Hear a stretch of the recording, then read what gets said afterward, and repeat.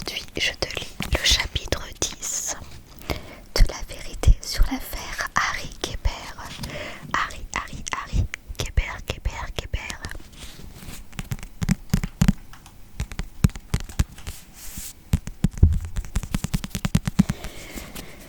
Dans le chapitre 9, Marcus Goldman s'intéressait un peu plus à Nola. Il est allé rendre visite au père de Nola, donc le révérend Kellergan. Et il a également rendu visite à Nancy Hathaway, qui est une amie de Nola, qui était une amie de Nola. Et elle lui a dit que les parents de Nola la maltraitaient. Parce qu'un jour, elle a aperçu des traces dans le dos de Nola. Et quand elle lui a posé des questions, Nola s'est tout de suite renfermée sur elle-même. Et Nancy a annoncé à Marcus que Nola fréquentait un homme d'une quarantaine d'années. Et il s'appelait Elisha Stern.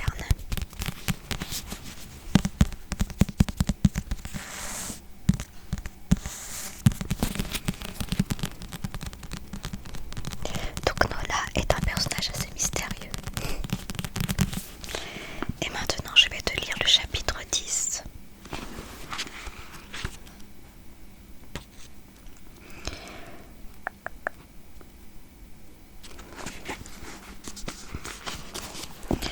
Chapitre 22. Enquête de police. Harry, comment être sûr d'avoir toujours la force d'écrire des livres? Certains l'ont, d'autres pas. Vous l'aurez, Marcus. Je sais que vous l'aurez. Comment pouvez-vous en être aussi certain? Parce que c'est en vous. Un peu comme une maladie. Car la maladie des écrivains, Marcus, ce n'est pas de ne plus pouvoir écrire. C'est de ne plus vouloir écrire, mais d'être incapable de s'en empêcher. Extrait de l'affaire Harry Kéber. Vendredi 27 juin 2008, 7h30. J'attends le sergent Periga à Hollywood. Il n'y a qu'une dizaine de jours que cette affaire a débuté. Mais j'ai l'impression que cela fait des mois. Je crois que la petite ville d'Aurora cache de drôles de secrets. Que les gens en disent beaucoup moins que ce qu'ils savent vraiment. La question est de savoir pourquoi tout le monde se tait. Hier soir, j'ai de nouveau trouvé ce message. Gottman, rentre chez toi. Quelqu'un joue avec mes nerfs. Je me demande ce que Gal Wood va dire à propos de ma découverte sur Elisha Stern. Je me suis renseignée à son sujet via Internet. Il est le dernier héritier d'un empire financier qu'il gère avec succès. Il est né en 1933 à Concorde, où il vit toujours. Il a aujourd'hui 75 ans. J'écrivis ces lignes en attendant Gal Wood devant son bureau, dans un couloir du quartier général de la police d'État à Concorde. La voix grosse du sergent m'interrompit soudain. L'écrivain, qu'est-ce que vous fabriquez ici? J'ai fait des découvertes surprenantes, sergent. Je dois vous en parler. Il ouvrit la porte de son bureau, posa son gobelet de café sur une table d'appoint, jeta sa veste sur une chaise et remonta les stores. Puis il me dit, tout en continuant de vaquer à ses occupations. Vous savez, vous pourriez téléphoner. C'est ce que font les gens civilisés. Nous prendrions rendez-vous et vous viendriez ici à une heure qui nous conviendrait à tous les deux. Faire les choses bien, quoi. Je récitais d'une traite.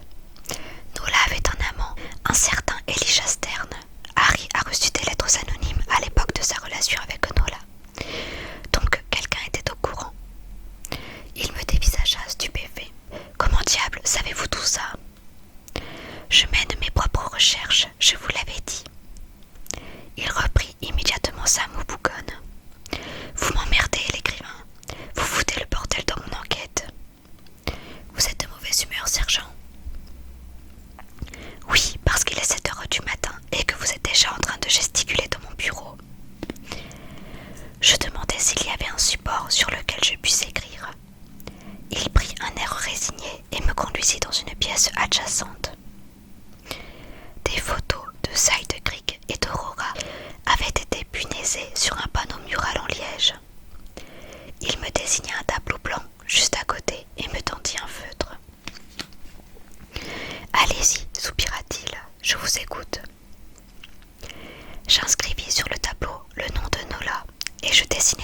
recherches pour y rattacher les noms des personnes concernées par cette affaire. Le premier fut Elijah Stern, puis Nancy Hathaway. Et si Nola Kellergan n'était pas la petite fille modèle que tout le monde nous a décrite, dis-je. On sait qu'elle a eu une relation avec Harry. Je sais désormais qu'elle a eu une autre relation durant la même période, avec un certain Elijah Stern. Elijah Stern, l'homme d'affaires, lui-même, qui vous a raconté ses sornettes. La meilleure amie de Nola à l'époque, Nancy Hathaway. Comment l'avez-vous retrouvée? Yearbook du lycée d'Aurora, année 1975. Bon, et qu'est-ce que vous essayez de me dire, l'écrivain? Que Nola était une gamine malheureuse. Au début de l'été 1975, son histoire avec Harry est compliquée. Il la rejette et elle déprime. Quant à sa mère, elle la bat comme plâtre. Sergent, plus j'y pense et plus je crois que sa disparition est la conséquence d'étranges événements qui se sont produits cet été-là, contrairement à ce que tout le monde veut faire croire. Poursuivez. Eh bien, j'ai la conviction que d'autres personnes savaient pour Harry et Nola. Cette Nancy Hathaway, peut-être, mais je n'en suis pas sûre. Elle dit qu'elle ignorait tout et elle semble sincère. En tout cas, quelqu'un écrivait des lettres anonymes à Harry. À propos de Nola, oui, regardez, trouvez chez lui, dis-je en lui montrant l'une des lettres que j'avais prises avec moi. Chez lui, nous avons pourtant mené une perquisition. Peu importe. Mais ça veut dire que quelqu'un est au courant depuis toujours. Il lut le texte à haute voix. Je sais ce que vous avez fait à cette gamine de 15 ans. Et bientôt, toute la ville saura. Quand Kébert a-t-il reçu ces lettres? Juste après la disparition de Nola. A-t-il une idée de qui pourrait en être l'auteur? Aucune, malheureusement. Je me tournai vers le panneau en liège, piqué de photographies et de notes. C'est votre enquête, sergent? Absolument. Et reprenons depuis le début, si vous le voulez bien. Nola Kellergan disparaît le soir du 30 août 1975. Le rapport de la police d'Aurora à l'époque indique qu'il n'est pas possible d'établir si elle a été enlevée ou s'il s'agit d'une fugue qui a mal tourné. Aucune trace de lutte, aucun témoin. Néanmoins, aujourd'hui, nous penchons sérieusement pour la piste de l'enlèvement, notamment parce qu'elle n'avait emporté ni argent ni bagages. Je pense qu'elle a fugué, dis-je. Allons bon, partons de cette hypothèse alors, suggéra Gallowwood. Elle enjambe la fenêtre de sa chambre et elle s'enfuit. Où va-t-elle? Il était temps que je révèle ce que je savais. Elle allait rejoindre Harry, répondis-je. Vous pensez? Je le sais, il me l'a dit. Je ne vous en ai pas parlé jusqu'ici parce que je craignais que ça le compromette. Mais je pense qu'il est temps de jouer carte sur table. Le soir de la disparition, Nola devait rejoindre Harry dans un motel de la route 1. Ils devaient s'enfuir ensemble. S'enfuir? Mais pourquoi? Comment? Où? Ça, je l'ignore. Mais je compte bien l'apprendre. En tout cas, ce fameux soir, Harry attendait Nola dans une chambre de ce motel. Elle lui avait laissé une lettre pour lui dire qu'elle l'y rejoindrait. Il l'a attendue toute la nuit. Elle n'est jamais venue. Quel motel? Et où est cette lettre? Le Seaside Motel, quelques miles au nord de Side Creek. J'y suis passée, il existe toujours. Quant à la lettre, je l'ai brûlée pour protéger Harry. Vous l'avez brûlée? Mais vous êtes complètement fou, l'écrivain. Qu'est-ce qui vous a pris?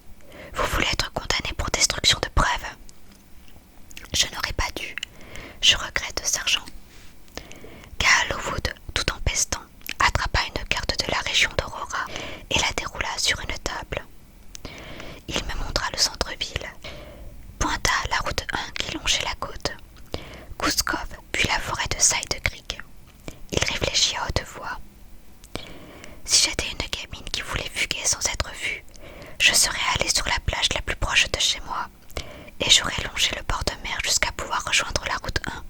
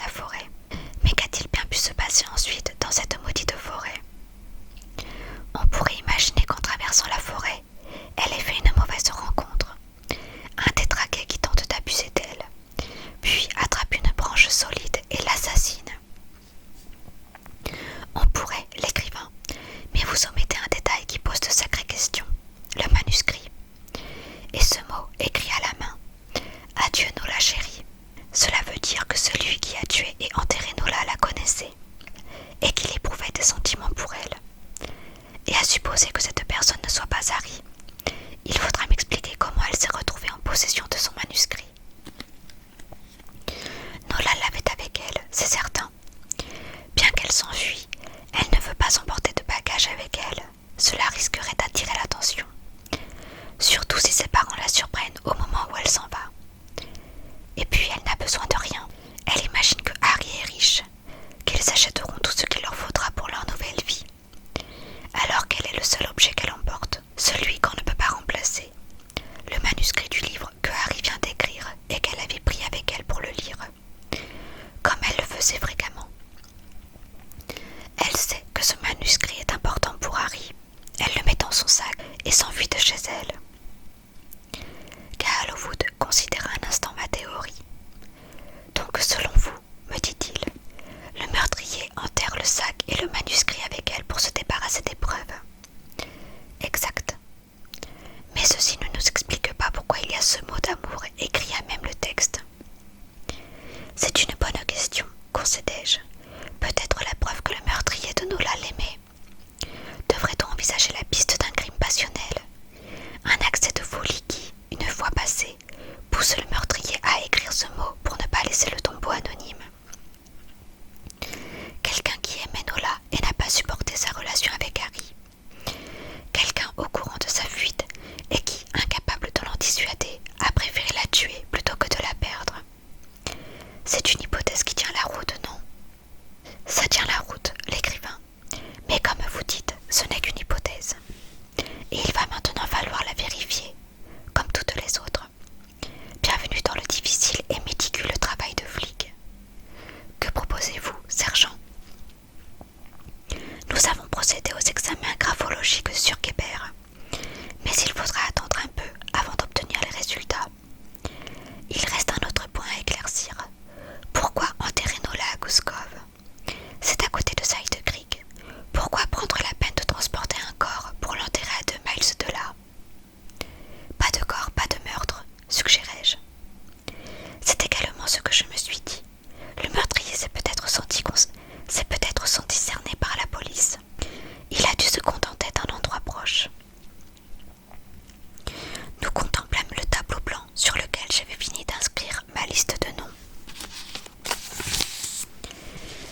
Donc il y a un petit carré, un petit rectangle. Donc il y a le prénom Nola inscrit au milieu. Sur la gauche, il y a les prénoms de Harry Kébert, Nancy Hathaway et Elisha Stern. Et sur la droite, Tamara Quinn, David et Louisa Kellergan, Luther Caleb. Tous ces gens ont un lien probable avec Nola ou avec l'affaire, dis-je. Ça pourrait même être une liste de coupables potentiels. C'est surtout une liste qui nous embrouille la tête, jugea Cal Lovewood. Je passai outre à ces récriminations et essayai d'étayer ma liste. Nancy n'avait que 15 ans en 1975 et aucun mobile. Je pense qu'on peut l'éliminer. Tamara Quinn, elle, répète à qui veut l'entendre qu'elle était au courant pour Harry et Nola. Et elle est peut-être l'auteur des lettres anonymes à Harry. Des femmes, m'interrompit Cal Lovewood. Je n'en sais rien. Il faut énormément de force pour briser un crâne de cette façon. Je pencherais plutôt pour un homme. Surtout que Deborah Cooper a clairement identifié le poursuivant de Nola comme étant un homme. Et les parents Kellergan, la mère battait sa fille. Battre sa fille, c'est pas glorieux, mais c'est très loin de l'agression sauvage qu'a subie Nola.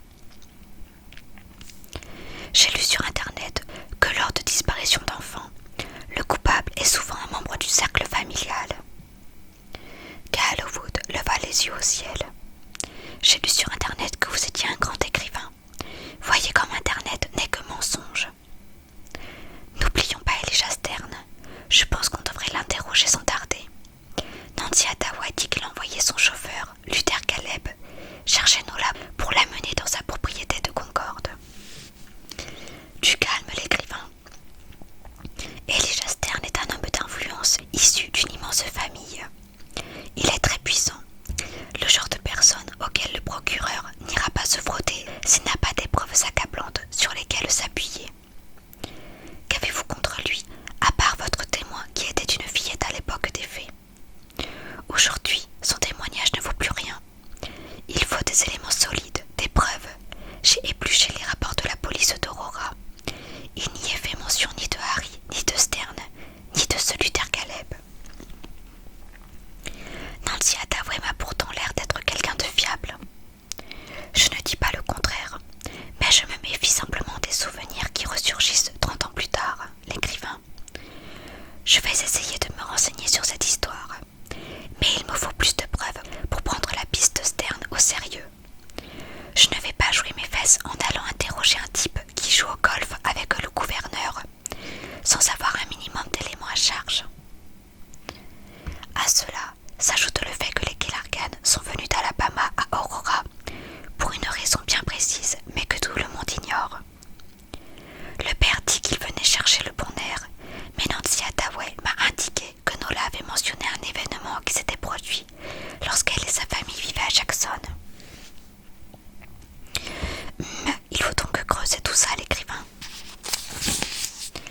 je décidai de ne rien dire à Harry à propos d'Elijah Stern, tant que je n'avais pas plus d'éléments solides. En revanche, j'en informai Ross, car il me semblait que cet événement pourrait s'avérer primordial pour la défense de Harry. Nola Gillargan a eu une relation avec Elijah Stern, s'étrangla-t-il au téléphone. Comme je vous dis, je tiens ça de source sûre. Bon boulot, Marcus. On fera comparaître Stern à la barre, on l'accablera, on renversera la situation. Imaginez la tête des jurés lorsque Stern, après avoir prêté serment sur la Sainte Bible, leur racontera les croustillants détails de ses coucheries avec la petite Gillargan.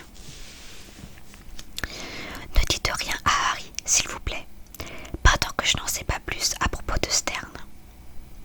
Je me rendis l'après-midi de ce même jour à la prison, où Harry corrobora les propos de Nancy Hathaway.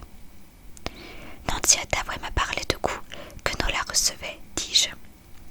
Oh, Marcus, ces coups c'était une histoire terrible. Elle m'a aussi raconté qu'au début de l'été, Nola paraissait très triste et mélancolique. Harry hocha la tête tristement. Lorsque j'ai essayé de repousser Nola, je l'ai rendue très malheureuse, et il en a résulté des catastrophes épouvantables. Après ma sortie avec Jenny à Concorde, le week-end de la fête nationale, j'étais complètement bouleversée par mes sentiments pour Nola. Je devais impérativement m'éloigner d'elle. Alors, le lendemain, le samedi, je décidai de ne pas aller au Clarks.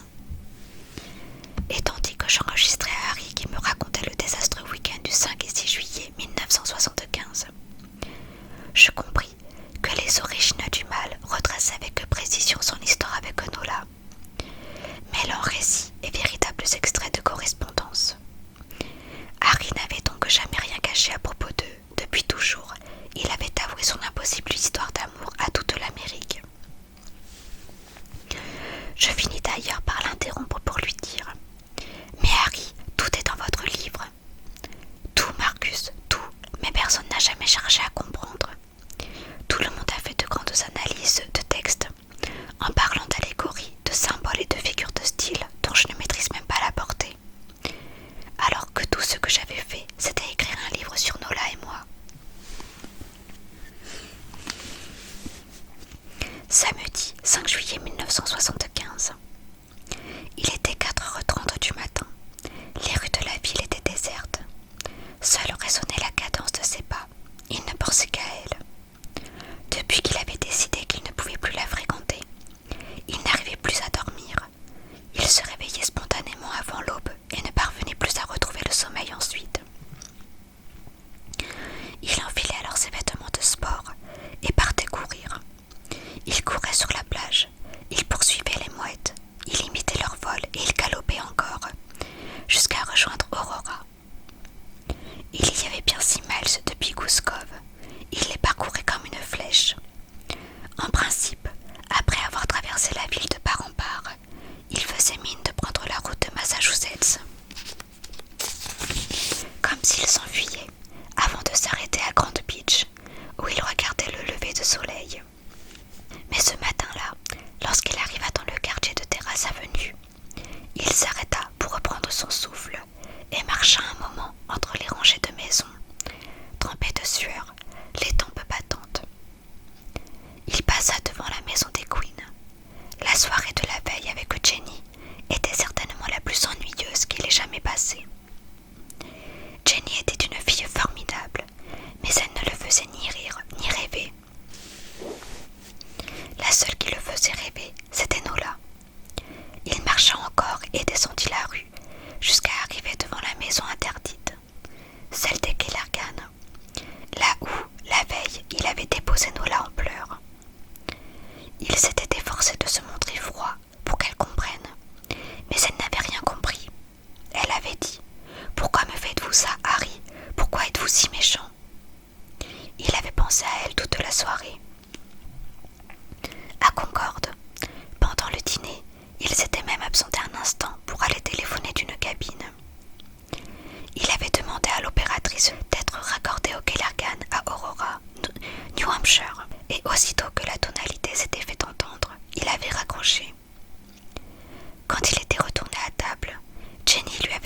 s'il se sentait bien. Immobile sur le trottoir, il scrutait les fenêtres. Il essayait d'imaginer dans quelle chambre elle dormait. N-O-L-A, Nola chérie. Il resta ainsi un long moment. Soudain, il lui sembla entendre du bruit. Il voulut s'éloigner, mais il buta contre des poubelles en métal qui se renversèrent dans un grand fracas. Une lumière s'alluma dans la maison et Harry s'enfuit à toutes jambes. Il rentra à Gouskov et s'installa à son bureau pour essayer d'écrire.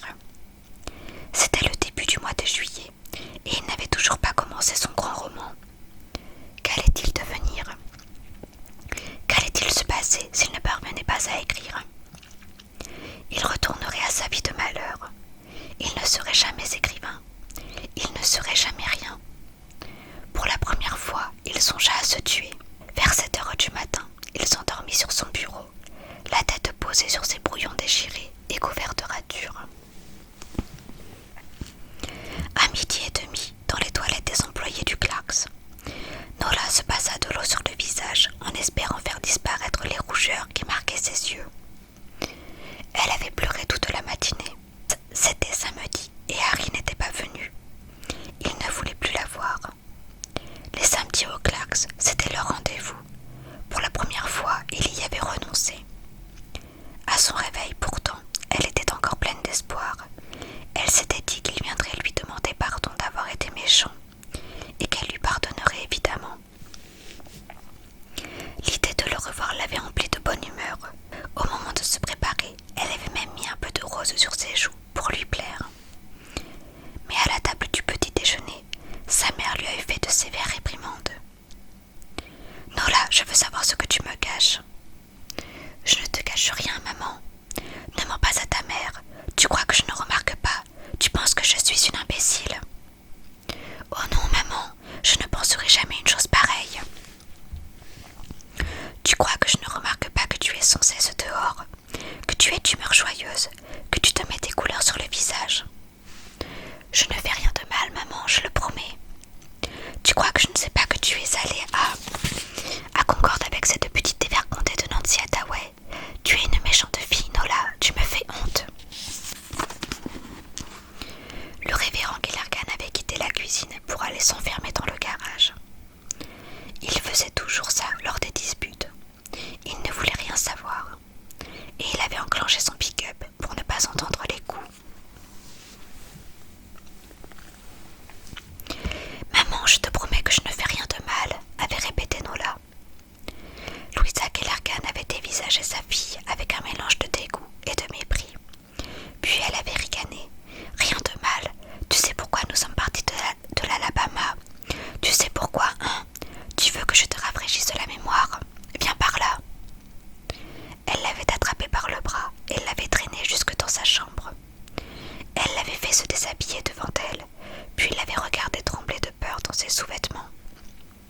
« Pourquoi portes-tu des soutiens-gorge » avait demandé Louisa Kellergan. « Parce que j'ai des seins, maman. »« Tu ne devrais pas avoir de seins, tu es trop jeune. Enlève ton soutien-gorge et viens ici. »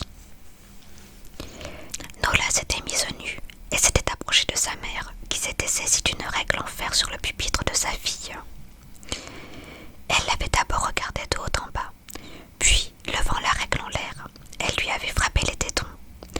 Elle avait tapé très fort, à de nombreuses reprises.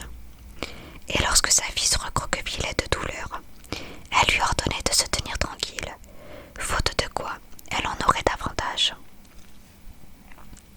Et pendant qu'elle battait sa fille, Louisa lui répétait « Il ne faut pas mentir à sa mère, il ne faut pas être une méchante fille, tu comprends? Arrête de me prendre pour une imbécile. » Depuis le garage, on entendait jouer du jazz à plein régime. Nola n'avait eu la force d'aller prendre son service au Clarks que parce qu'elle savait qu'elle y retrouverait Harry.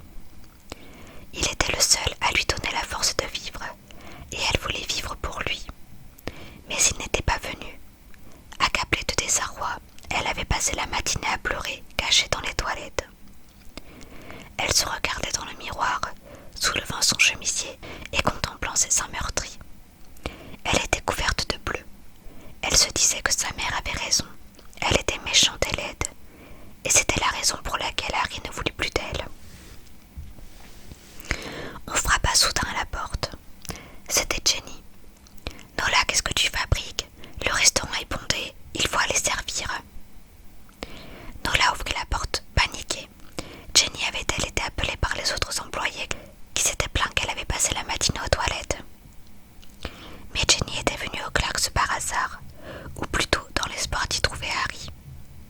En arrivant, elle avait constaté que le service en salle ne suivait pas. « Tu as pleuré ?» demanda Jenny en voyant le visage malheureux de Nola. Je ne me sens pas bien. » Passe-toi de l'eau sur le visage et rejoins-moi en salle. Je vais t'aider pour le coup de feu, c'est la panique en cuisine. Après le service de midi, lorsque le calme revint, Jenny servit une limonade à Nola pour la réconforter. « Bois ça, dit-elle gentiment, tu te sentiras mieux. Merci, tu vas dire à ta mère que j'ai mal travaillé aujourd'hui. Ne t'inquiète pas, je ne dirai rien. Tout le monde peut avoir un petit moment de déprime. Qu'est-ce qui t'arrive ? Chagrin d'amour. Jenny sourit. Allons, tu es encore si jeune. Un jour tu rencontreras quelqu'un de bien. Je n'en sais rien. Allons, souris à la vie. Tu verras, tout arrive. Figure-toi qu'il y a peu, j'étais dans la même situation que toi. Je me sentais seule et malheureuse. Et puis, Harry est arrivé en ville. Harry Kéber. Oui, il est merveilleux. Écoute, ce n'est pas encore officiel et je ne devrais rien te dire. Mais au fond, nous sommes un peu amis, non ? Et je suis si heureuse de pouvoir le dire à quelqu'un. Harry m'aime, il m'aime. Il écrit des textes d'amour sur moi. Hier soir, il m'a emmenée à Concorde pour la fête nationale. C'était si romantique. Hier soir, n'était-il pas avec son éditeur ? Il était avec moi, je te dis. Nous avons regardé le feu d'artifice au-dessus du fleuve. C'était merveilleux. Alors, Harry et toi, vous êtes ensemble ? Oui. Oh Nola, n'es-tu pas heureuse pour moi ? Surtout, ne dis rien à personne. Je ne veux pas que tout le monde sache. Tu sais comment sont les gens, ils sont si vite jaloux. Nola sentit son cœur se serrer et elle eut soudain si mal qu'elle eut envie de mourir. Harry en aimait donc une autre. Il aimait cette Jenny Quinn. Tout était fini, il ne voulait plus d'elle. Il l'avait même remplacée. Dans sa tête, tout tournait. À 18h, lorsqu'elle eut terminé son service, elle fit un rapide détour par chez elle, puis elle se rendit à Gouskov. La voiture de Harry n'était pas là. Où pouvait-il être ? Avec Jenny. Cette seule pensée lui fit plus mal encore. Elle s'efforça de retenir ses larmes.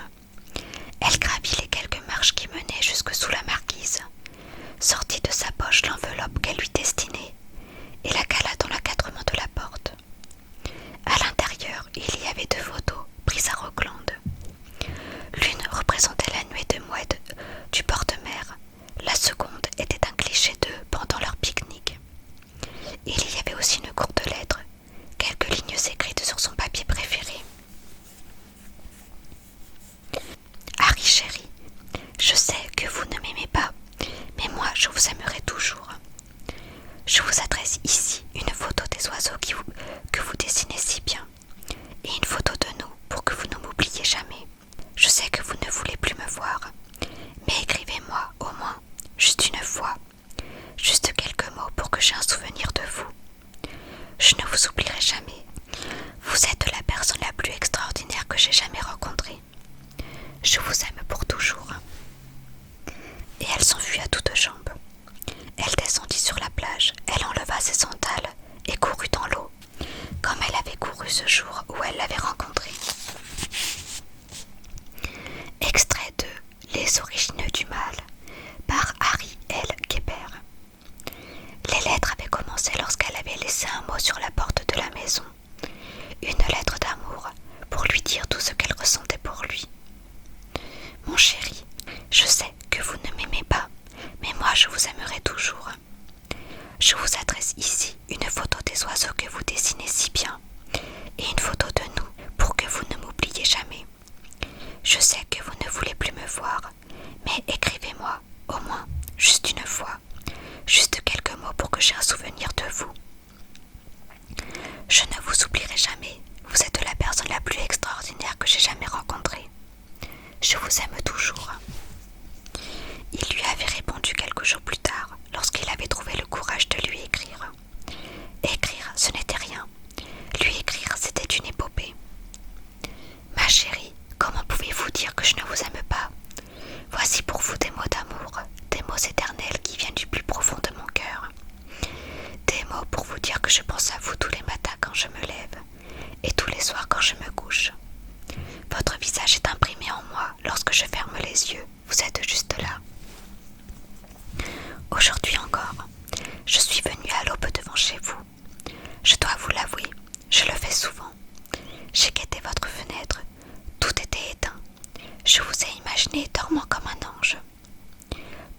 je vous ai vu, je vous ai admiré dans votre jolie robe.